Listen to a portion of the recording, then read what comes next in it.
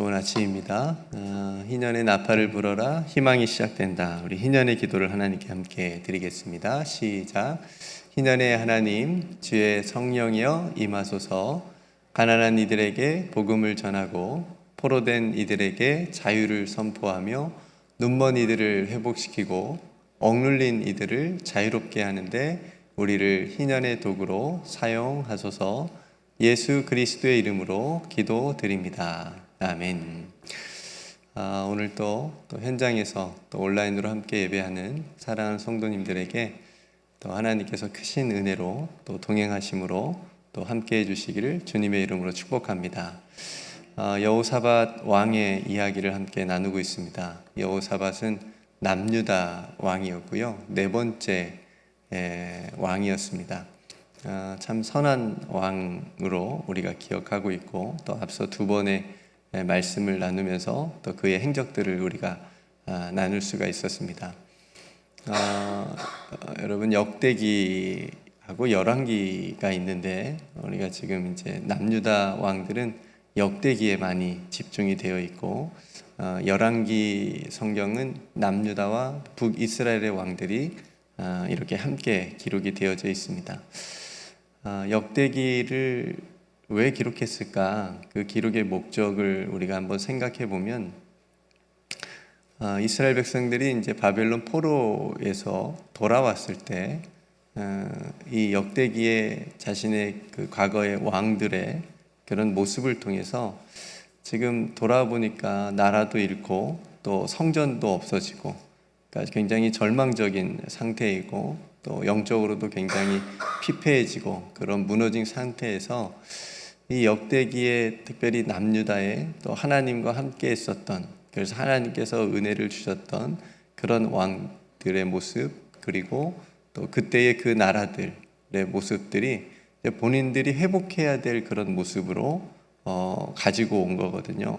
우리가 왜 무너졌고, 그리고 어떻게 일어설 수 있고, 우리가 어떻게 다시 하나님의 나라의 백성으로서, 그리고 하나님께서 기뻐하시는 나라를 다시 일으켜 세울 수 있을까라고 하는 답을 이 역대기에서 찾은 거죠. 그래서 그 모델이 된 것이 이제 여호사밧이라고 할 수가 있고, 왜냐하면 굉장히 여호사밧이 우리가 지난 시간에도 나누었지만 하나님을 굉장히 신뢰했고 하나님을 잘 믿은 왕이었고, 또 전심으로 하나님께 구하는 그런 모습을 우리가 보았고, 또 북이스라엘의 그런 우상을 섬겼던 길로 가지 아니하고 다윗의 처음 길로 행하는 그런 모습, 그리고 어제도 나누었지만 온 유다 성읍에 어떤 개혁을 일으켰어요? 말씀 개혁을 일으켰잖아요. 그래서 방백들과 또 리더들, 그 제사장들과 레위인들을 다 각 유다 성읍에 보내서 하나님의 말씀을 가르치게 하고, 그냥 이러한 모습들이 이제 포로에서 돌아온 이스라엘 백성들이 이걸 우리가 해야 되는 거구나 라고 하는 것을 이 역대기의 말씀들을 통해서 이제 본인들이 다시 깨닫게 되고, 또 그 일들을 행하는 것을 우리가 이제 그걸 목적으로 역대기가 기록이 되어졌다라고 하는 것을 우리가 함께 생각해 보면 좋겠습니다.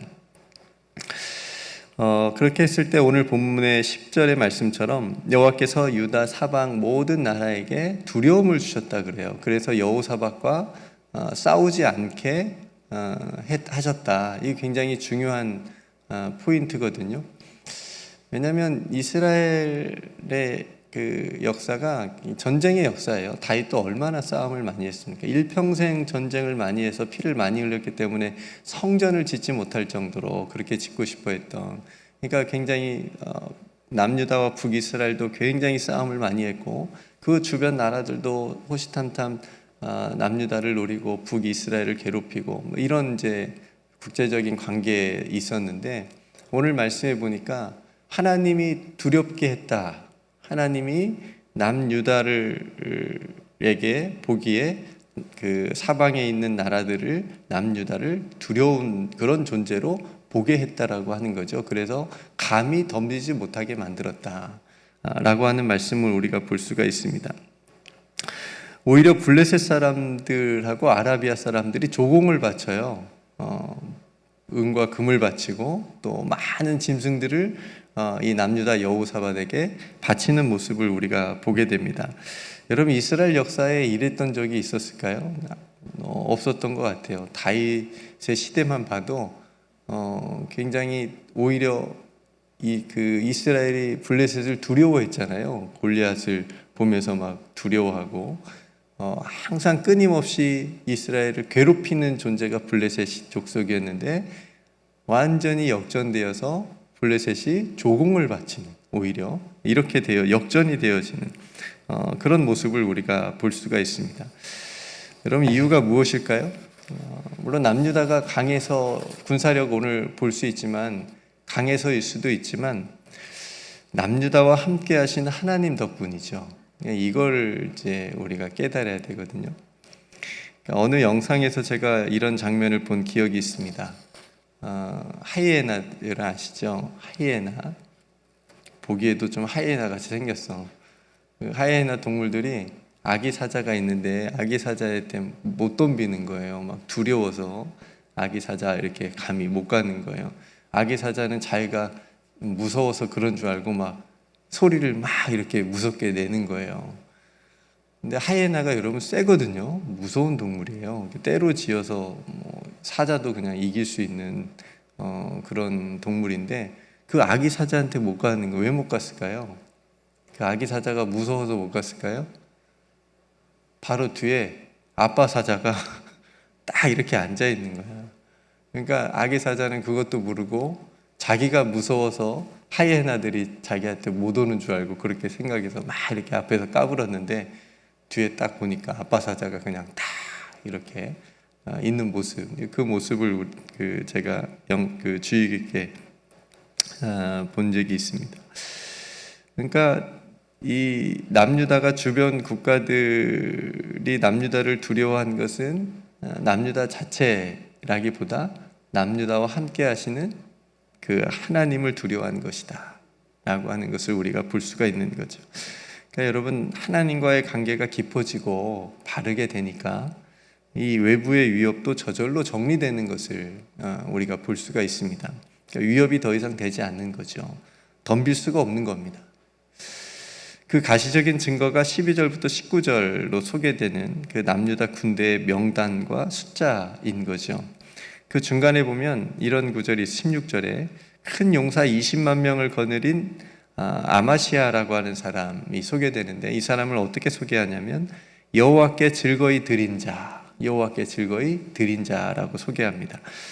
그러니까 남유다의 군사들이 어떤 강제적으로 징집이 된 게 아니고 나라를 위해서 즐거이 자신을 드린 자발적인 헌신자였다라고 하는 것을 우리가 눈여겨볼 수가 있습니다. 그러니까 억지로 싸우려 나온 군사들이 아니고 하나님을 뒤에 업고 정말 용감하게 자신을 즐겁게 헌신하는 그런 용사들이었다라고 하는 것을 우리가 볼 수가 있는 거죠. 그래서 시편 110편에 이런 말씀이 있습니다. 주의 권능의 날에 주의 백성이 거룩한 옷을 입고 즐거이 헌신하니 새벽 이슬 같은 주의 청년들이 주께 나오는도다. 차연아 성도님이 주의 청년들이 주께 나오는도다.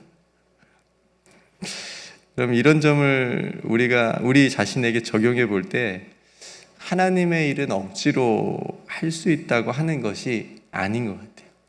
네. 하면 어느 정도 가다가 지쳐서 넘어질 수 있는데, 그래서 아무리 쉬워도 할 수 없는 일이고 반대로 아무리 어려워도 즐거이 할 수 있는 것이 하나님의 일이고 그것이 사명이지 않나 싶습니다. 오늘 본문에 나오는 군사의 수가 30만 명, 28만 명, 20만 명, 20만 명, 18만 명, 총 116만 명인데 이 훌륭한 군인이 몇 명인지를 보여주는 것을 넘어서 하나님께서 함께 하시고 하나님이 주인이 되시는 지금 남유다의 이 나라, 하나님의 다스림을 받는 것이 얼마나 헌신적이고 또 강력할 수 있는지를 보여주는 대목이라고 하는 것이요. 여러분, 하나님의 다스림, 하나님의 통치가 임하는 곳에는 이처럼 자발적인 즐거운 헌신과 그리고 강력한 힘이 나타난다. 여러분, 하나님의 다스림을 받고 계십니까? 하나님의 통치 아래 여러분 있습니까? 하나님의 나라의 모습이 이와 같다라고 하는 거죠. 그렇다면 오늘 이 여호사밧과 오늘 이 본문의 남유다의 모습이 2025년 오늘을 살아가는 여러분 우리들에게는 어떤 의미가 있을까요? 우리는 왕도 아니잖아요. 그리고 군대 조직과는 거리가 멀잖아요. 근데 이 안에 담긴 신앙의 원리와 기준을 생각하면 동일하게 우리의 삶에도 우리의 신앙에도 적용해 볼 수 있다라고 하는 거죠. 그러니까 짧게 세 가지만 나누면, 첫 번째로 여호사밧 왕처럼 여러분 우리의 인생의 우선순위, 최우선순위를 하나님께 두는 겁니다. 이건 당연한 거죠. 하나님께 두는 겁니다. 우리가 머리로는 입술로는 그렇게 고백하고 생각할 수 있지만, 그래 내 인생의 최우선은 하나님이야. 근데 실제로 살아가는 삶의 모습은 그렇지 않을 수 있거든요. 그러니까 여호사밧은 실제로 그것을 행한 왕이었다라고 하는 거죠. 나라의 모든 일 가운데 첫 번째로 하나님과의 관계 회복에 나섰던 겁니다. 그래서 말씀 개혁도 한 거고, 우상들 산당도 다 제거한 거고, 그런 행위들을 한 거죠. 그러니까 우리 인생에서도 마찬가지로 최우선순위로 하나님과의 관계를 항상 점검해서 우리 중심에 하나님을 향한 굳건한 믿음으로 서는 겁니다. 설 수 있도록 항상 그 자리로 나아가는 거죠. 여러분, 이 부분이 왜 중요할까요? 하나님과의 관계가 무너졌는데 다른 부분이 잘 될 수 있을까요? 만약에 그게 잘 된다고 해도 그것이 성공일까요? 굉장히 중요한 포인트입니다. 시편 127편에 여호와께서 집을 세우지 아니하시면 세우는 자의 수고가 헛되다. 그러니까 하나님 따로, 나는 내 자신 따로 이렇게 집을 세우는 것이 아니라 우리의 시선을 하나님께로 고정하게 되면 하나님께서 세워주시는 집에 우리가 들어가서 살면 됩니다. 하나님께서 인도해 주시는 그 길에 우리가 서서 걸어가면 되는 거지. 우리의 시선을 하나님께 고정하면 되고, 우리의 마음엔 하나님을 중심에 두면 되는 것이겠죠. 예수님께서도 이렇게 말씀하셨습니다. 가지가 포도나무에 붙어있지 아니하면 절로 과실을 맺을 수 없고 자신을 떠나서는 아무것도 할 수 없다. 저에게도 굉장히 중요한 말씀인데, 내가 정말 예수님의 포도나무에 붙어있는 가지인지 라고 하는 것을 끊임없이 생각해야 되는 거죠. 왜냐하면 그렇지 않으면 아무것도 할 수 없기 때문에. 근데 뭔가 할 수 있다라고 생각이 되어지면 그때부터 교만하게 되어지는 거거든요. 이거 내가 했어. 이거 내가 할 수 있는 거야. 이렇게 생각되어지는 거거든요. 그러니까 중요한 것은 우리의 인생을 견고하게 세우는 힘은 우리의 능력이나 우리가 가지고 있는 어떤 소유에 있지 않다라고 하는 것. 오직 하나님을 전심으로 찾고 그분의 말씀을 우리의 삶의 중심에 둘 때 하나님께서 친히 우리의 삶을 견고하게, 또 요새처럼 든든한 반석 위에 세워진 지처럼 그렇게 세워져 가게 될 것이다. 그렇게 만들어준다라고 하는 사실이죠. 여러분들의 삶의 기초를, 또 여러분들의 시선을 늘 하나님께 두면서 살아갈 때에, 또 하나님의 말씀과 기도 이외에 여러분들의 삶을 세울 때에 오늘 남유다의 여호사밧의 이 모습처럼 점점 더 견고해지고 강대해져 가는 이 모습처럼 저와 여러분들의 삶도 그렇게 견고해지는 줄로 믿습니다.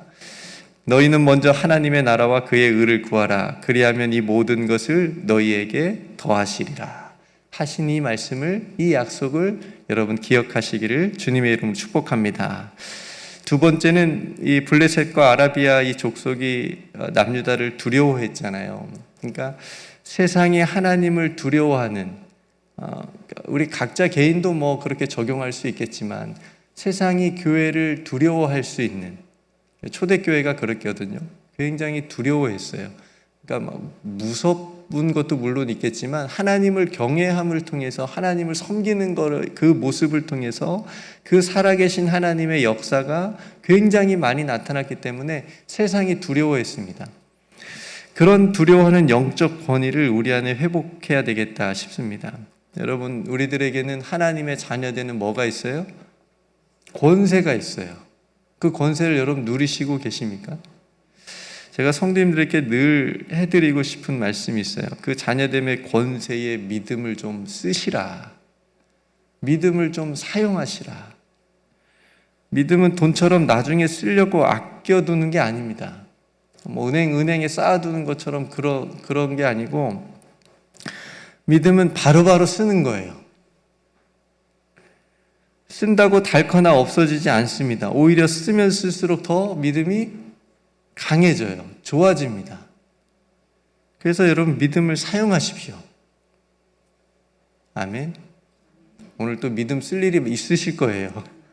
믿음으로 말을 해야 될 때가 있을 거고요. 믿음으로 행해야 될 때가 있을 거예요. 우리가 믿음으로 행할 때 세상은 하나님을 두려워하게 되고, 불의가 있는 곳에 그 불의가 끊어지고 하나님의 정의와 공의가 세워질 것입니다. 그 일에 저와 여러분들이 쓰임받기를 주님의 이름으로 축복합니다. 세상을 두려워하지 마십시오. 세상이 여러분들을 두려워하도록 하나님이 주신 그 자녀됨의 권세, 그 믿음을 가지고 오늘 하루도 승리하시기를 주님의 이름으로 축복합니다. 마지막 세 번째는 자발적 헌신의 마음입니다. 이 마음이 회복이 돼야 돼요. 여러분, 헌신이라고 하는 것은 은혜에 대한 감사의 마음으로부터 시작되잖아요. 그죠? 내가 하나님께 받은 은혜가 얼마나 큰지를 아는 겁니다. 거기서부터 헌신이 나오게 되고 섬김이 나오게 되고 그 중심에 자발적인 즐거워하는 마음이 나오게 되는 것이지요. 구원해 주심에 대한 은혜, 그에 대한 감사의 마음을 여러분 잊지 마시고, 그 감사함에 힘들고 어려운 일이 있더라도 자발적이고 즐거운 헌신의 그 마음이 저와 여러분들 안에 회복되어지기를 주님의 이름으로 축복합니다. 굉장히 중요한 마음입니다. 이 마음이 있어야 우리가 끝까지 갈 수 있습니다. 끝까지 헌신할 수 있습니다. 끝까지 섬길 수 있습니다. 이 마음을 하나님께서 오늘 저와 여러분들에게 주실 수 있기를 주님의 이름으로 축복합니다. 여러분, 인생의 최우선을 누구에게 두자? 하나님께 두자. 하나님의 자녀된 권세를 가지고 믿음으로 살아가자. 하나님의 은혜에 감사하면서 그 자발적인 즐거워하는 그 마음으로 하나님 앞에 헌신하자. 이 세 가지가 오늘 여호사밧과 또 남유다가 오늘 우리에게 가르쳐주는, 말씀해 주시는 교훈입니다. 이 세 가지 은혜가 한 가지도 빠지지 않고 우리 사랑하는 성도들과 우리 교회 안에 충만하게 있기를 주님의 이름으로 축복합니다. 우리 함께 기도하겠습니다. 말씀을 생각하시면서 오늘 하루 기도로 시작하시길 소망하고요. 내일 모든 예배를 위해서 함께 기도해 주시고, 특별히 허봉기 목사님 오셔서 말씀 전해 주실 텐데, 저는 개인적으로 너무너무 사모하는 마음으로 또 기다리고 있습니다. 우리 성도님들에게 너무 좋은 기회가 되어지리라고 생각이 되어지고요. 박세철 집사님이 그 접촉사고가 나셔가지고 지금 이제 병원 응급실에 계신다고 소식이 전화가 오셨는데, 위해서 여러분 회복을 위해서 여러분 기도해 주시기를 바랍니다. 함께 기도하시고 7시에는 가배 모임을 갖도록 하겠습니다. 제가 먼저 기도하고 함께 기도하겠습니다. 하나님 아버지, 하나님을 우리 인생에, 우리들의 삶의 최우선순위에 두게 하여 주옵소서. 먼저 하나님의 나라와 의를 구하는 지혜와 믿음을 더하여 주옵소서. 우리 모두가 하나님의 자녀됨의 권세를 가지고 살아가게 하여 주옵소서. 우리들의 삶이 하나님의 말씀 위에 굳건히 서게 하시고, 하나님의 나라를 위해 자발적인 즐거이 헌신하는 마음으로 준비된 충성스러운 일꾼들이 다 되게 하여 주옵소서. 오늘 하루도 주님께서 동행하여 주시고 내일 복된 주일을 준비하는 또 귀한 하루가 되게 해 주옵소서. 말씀을 전해주실 허봉기 목사님을 붙드시고 안신령 중이신 조 목사님과 함께하여 주시며, 또 병원에 계시는 박세철 집사님 속히 회복될 수 있도록 하나님께서 붙들어 주옵소서. 이 시간 우리와 함께하여 주시고 우리를 구원하여 주시고 하나님 나라의 소망을 우리에게 부어주신 우리 구주 예수 그리스도의 이름으로 간절히 기도드리옵나이다. 아멘.